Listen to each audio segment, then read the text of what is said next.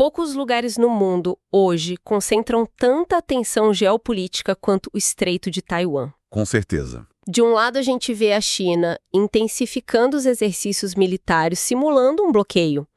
Do outro, os Estados Unidos reforçando os seus compromissos de defesa na região. E o mundo inteiro assiste, né? Tentando entender a pergunta que não quer calar. Uma guerra é inevitável?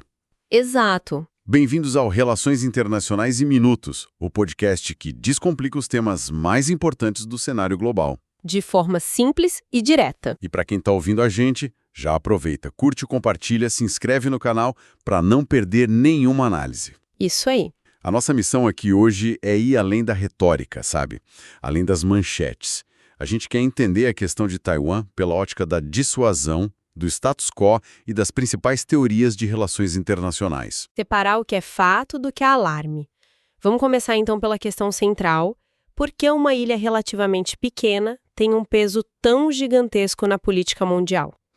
Bom, para entender isso, a gente precisa olhar para o mapa. É a primeira coisa. A importância geoestratégica de Taiwan é imensa. Tem a ver com aquela tal de primeira cadeia de ilhas, né? Exatamente. Imagina uma linha, tipo uma cerca natural no mar, que vai do Japão, passa por Taiwan e desce até as Filipinas. Ok. Essa linha contém a marinha chinesa. Ela impede que a China projete seu poder naval livremente no Oceano Pacífico. Então Taiwan é como se fosse o portão principal dessa cerca? É o elo mais crítico. Se a China controlasse Taiwan, essa barreira se romperia. A marinha chinesa ganharia acesso direto e restrito ao Oceano Aberto. O que mudaria todo o equilíbrio de poder na Ásia. Em toda a região do Indo-Pacífico, na verdade. Mudaria o jogo completamente. E além da geografia, tem a camada econômica, que hoje talvez seja até mais crítica. Ah, sem dúvida. Semicondutores. É impressionante como tudo volta para isso. Eles são tipo o novo petróleo da economia digital. Um ativo que todo mundo precisa. E não é exagero. Se o século XX foi movido a petróleo, o século XXI é movido a chips de silício. E Taiwan não é só um jogador importante, ela é o centro do universo dos semicondutores avançados. Por causa da TSMC, né? Principalmente. Uma única empresa que produz os chips mais sofisticados do planeta. E não estamos falando só dos chips do nosso celular, do nosso computador. Não. Estamos falando dos cérebros da inteligência artificial, dos carros autônomos, dos sistemas de armas mais modernos. Tudo depende desses chips. Então, quando a gente junta essas duas coisas, a localização estratégica e o domínio tecnológico... Aí a gente começa a entender a complexidade. Para a China, Taiwan é uma questão de soberania inegociável. É um capítulo inacabado da história deles, um pilar para a legitimidade do Partido Comunista. E para os Estados Unidos? Para os EU, Taiwan é uma peça-chave para manter o equilíbrio de poder e conter a expansão da influência chinesa. No fundo, é uma disputa clássica da teoria realista. É sobre poder, território, segurança e, claro, tecnologia. O que levanta uma dúvida. Se Taiwan é tão fundamental assim para a China e o poderio militar deles não para de crescer, por que Pequim ainda não tentou uma invasão direta? O que impede? Essa é a pergunta de $1 trilhão. E a resposta é que a estratégia chinesa é muito mais sofisticada do que um ataque frontal. Eles optam por uma pressão constante, que os analistas chamam de táticas de zona cinzenta. Zona cinzenta, como assim? É uma série de ações que ficam logo abaixo do limiar de uma guerra aberta. Por exemplo, as incursões aéreas quase diárias. Ah, sim. Quase todo dia a gente vê notícia de aviões chineses entrando na zona de defesa aérea de Taiwan. Exato. E cada vez que isso acontece, Taiwan tem que reagir, tem que levantar seus próprios caças. Isso gera um custo. Um desgaste. Um desgaste tremendo. Custo de combustível, de manutenção e o custo humano, né? O estresse dos pilotos. É uma estratégia de exaustão, de morte por 1000 cortes. E, além disso, tem os grandes exercícios militares, que basicamente simulam um bloqueio da ilha. É uma mensagem bem direta. Uma mensagem claríssima. E a terceira frente é a diplomacia coercitiva. Pequim trabalha sem parar para isolar Taiwan, pressionando os poucos países que ainda reconhecem a ilha a cortarem relações. O objetivo é criar uma sensação de que a reunificação é inevitável. É isso? Uma sensação de que resistir é inútil. É uma tentativa de vencer a guerra sem precisar lutar. Uma abordagem que, pela ótica do neorrealismo, faz todo sentido. Pequim quer alterar o equilíbrio de poder a seu favor, mas de forma calculada, para evitar os custos de uma guerra total. Precisamente. E esses custos seriam gigantescos. Primeiro, o custo militar. Uma invasão anfíbia é talvez a operação militar mais complexa e arriscada que existe. Atravessar o Estreito de Taiwan sob fogo seria um banho de sangue. Com perdas humanas e materiais que seriam chocantes. Chocantes. Depois, o custo econômico. Uma guerra ativaria sanções internacionais devastadoras, lideradas pelos Estados Unidos. A economia chinesa, que é super conectada ao mundo, poderia ser paralisada. A ruptura das cadeias de suprimentos faria a crise da pandemia parecer brincadeira de criança. E, por fim, o custo político. O Partido Comunista baseia sua legitimidade em décadas de crescimento e estabilidade. Uma guerra arriscada, de resultado incerto, poderia abalar essa estabilidade e o próprio poder do regime. Sem falar no prestígio global que iria por água abaixo. Exatamente. Por isso, a aposta deles parece ser nesse jogo de paciência, de pressão, uma erosão gradual do status quo. Mas eles não estão jogando sozinhos, o que nos leva ao outro lado do Pacífico. A política dos Estados Unidos que muitos chamam de ambiguidade estratégica. O que é isso exatamente? É um dos atos de equilíbrio mais fascinantes e precários da diplomacia moderna. Parece bem contraditório, na verdade. E é, deliberadamente. A política é dupla. Por um lado, os Estados Unidos reconhecem oficialmente a política de uma só China de Pequim.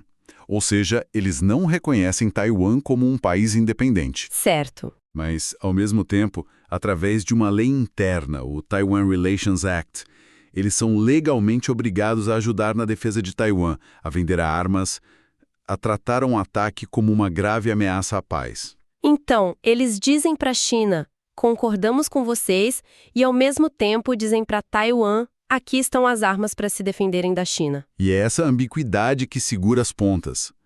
Ela serve para manter os dois lados em xeque. Como assim? Para a China, a mensagem é: não ataquem porque nós talvez vamos intervir militarmente com tudo. Vocês querem arriscar uma guerra contra os Estados Unidos? Essa incerteza eleva o risco para Pequim a um nível absurdo. Entendi. E qual a mensagem para Taiwan? Para Taiwan, a mensagem é: não declarem independência formalmente porque nós não garantimos que vamos defender vocês. Se os Estados Unidos dessem um cheque em branco de segurança, isso poderia encorajar o movimento que a China considera uma linha vermelha e aí a guerra seria inevitável. É um malabarismo muito delicado. É um equilibrista numa corda bamba. A ideia, do ponto de vista do realismo defensivo, é manter o equilíbrio de poder e evitar uma guerra de grandes proporções. Se essa análise está ajudando a clarear o cenário, comenta equilíbrio aqui embaixo para a gente saber que você continua com a gente. E os Estados Unidos não fazem isso sozinhos. Outra parte crucial da estratégia é fortalecer alianças. Eles estão aprofundando a cooperação com o Japão, Coreia do Sul, Austrália. A ideia é criar uma rede de contenção, né? Isso, uma frente unida, que sinaliza para a China que uma agressão a Taiwan não seria um conflito isolado. Seria um conflito contra uma coalizão de nações poderosas, o que eleva os custos ainda mais. Agora, a gente falou muito de exércitos, economias, dos gigantes. Mas e as pessoas de Taiwan? E a vontade dos 23 milhões de habitantes da ilha? Esse é o ponto que as teorias mais materialistas, como o realismo, muitas vezes deixam de lado. E é aí que entra a teoria do construtivismo. Que foca em ideias, normas, identidades. Exatamente. O que aconteceu em Taiwan nas últimas décadas foi a consolidação de uma identidade nacional fortíssima.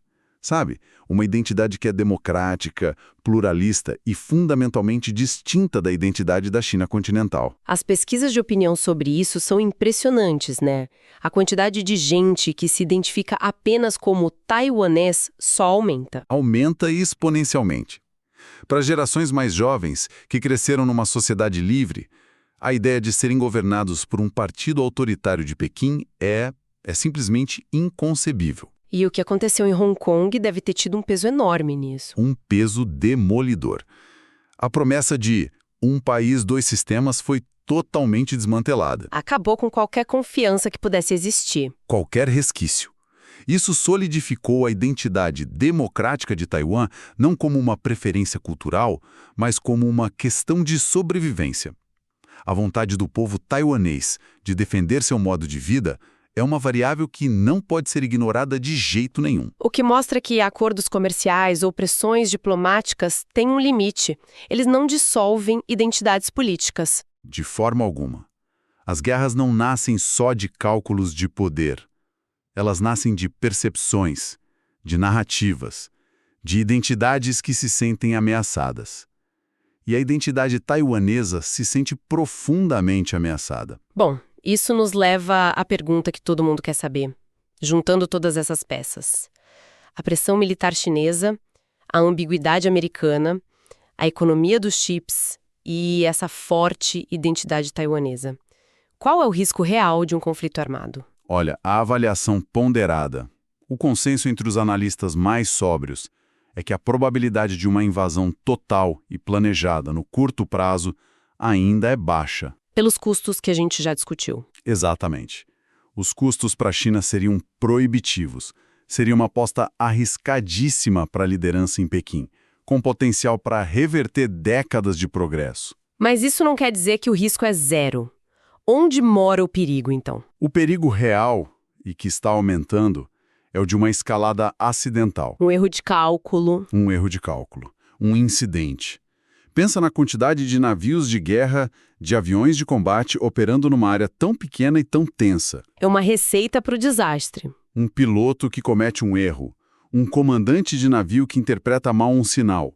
Qualquer coisinha pode sair do controle muito, muito rápido. É a definição clássica do dilema de segurança que a gente estuda em relações internacionais. Perfeito. Cada passo que um lado dá para sua própria defesa é percebido pelo outro como uma provocação ofensiva. Exato. Os Estados Unidos vendem armas para Taiwan para fortalecer a defesa. A China vê isso como uma interferência e responde com mais exercícios militares. Os Estados Unidos veem os exercícios como prova da agressividade chinesa e reforçam o apoio a Taiwan. E a espiral de tensão só aumenta. É um ciclo vicioso de desconfiança. E o que torna tudo mais perigoso é que hoje faltam mecanismos de comunicação eficazes para gerenciar uma crise. Diferente da Guerra Fria. Muito diferente. Na Guerra Fria, apesar de serem inimigos mortais, os EUA e a União Soviética tinham linhas diretas, canais, para evitar que um acidente virasse uma guerra nuclear. Hoje, entre Washington e Pequim, esses canais são fracos e a confiança é quase nula. O que torna o risco de um acidente sair do controle muito maior. Muito, muito maior. Então, para a gente sintetizar essa discussão toda, a questão de Taiwan não é apenas um conflito regional. Ela é um teste decisivo para a ordem internacional do século XXI. É o epicentro da disputa global. É o ponto onde a ascensão da China colide diretamente com o papel dos Estados Unidos como potência estabelecida. E onde a luta entre modelos autoritários e democráticos se manifesta de forma mais crua. A análise final é que os dois lados, China e EU, estão presos num impasse. Ambos sabem que a guerra seria desastrosa para o mundo inteiro. Mas ao mesmo tempo, ambos sabem que recuar, que ceder em suas posições, implicaria custos estratégicos e políticos que eles consideram inaceitáveis. Então o que mantém a paz é o medo. O que mantém a paz, por enquanto, é um frágil equilíbrio baseado na dissuasão e no medo mútuo. É a certeza da destruição mútua, de certa forma. O que nos deixa com uma reflexão final. Em relações internacionais, a paz, muitas vezes, não é sinônimo de harmonia. De jeito nenhum. Ela é, na verdade, um cálculo frio e constante. A ausência de guerra não é paz. É um impasse armado que pode se desfazer a qualquer momento. É isso. E se você gostou dessa análise, não se esqueça de curtir esse vídeo, compartilhar com quem se interessa pelo tema e, claro, se inscrever no canal. A gente queria deixar uma pergunta para estimular o debate aqui nos comentários. Na sua opinião, qual fator vai ser o mais decisivo para o futuro de Taiwan nos próximos anos? O poderio militar chinês, a dependência global de seus semicondutores ou a força da identidade democrática do seu povo? Queremos muito saber a opinião de vocês. Deixem aí nos comentários. E por hoje é isso. Até a próxima. Até a próxima.